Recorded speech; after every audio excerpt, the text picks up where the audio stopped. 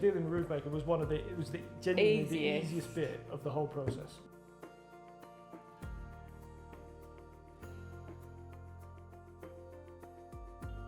Of all the people that had been through our property to do work, that was the most straightforward, easy, no problems fit we'd had.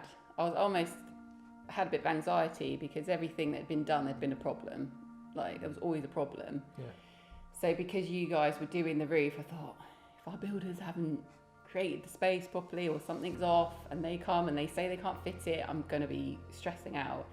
But you just did it, put it in, done. I couldn't believe it. I was like, it's done. They didn't come to us with an issue. This isn't done. This hasn't been done right. We can't fit it. Or it was easy. It was so simple. And I have to say, that's probably the only independent person we had come in and just do their job and it be finished and done and didn't create hassle for us.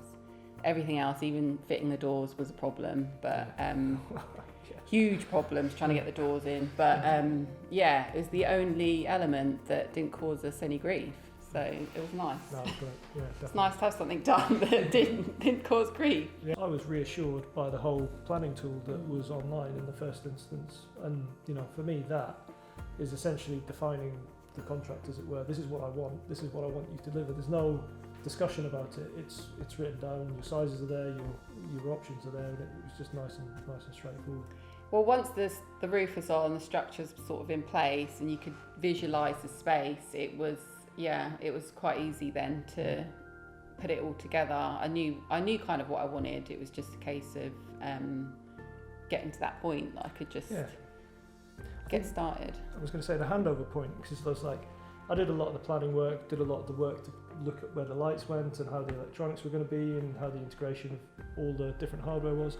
And then it came a point, literally probably the day the kitchen was fitted, which was the handover point from all the engineering stuff to suddenly, to you to say, right, go on then, it's yours now. I know the bit I took most interest in, I think. It's really important for me to have our personality in this house is basically lots of colour, lots of life, lots of foliage, lots of plants, that kind of thing. And without taking away from the lightness and brightness of the space, we've added that personality through the unique shelving, through the prints that we put up, the wallpaper. So tried not to make it too overkill, I guess, in here, but brought in the colour, but I guess more subtle than the rest of the house.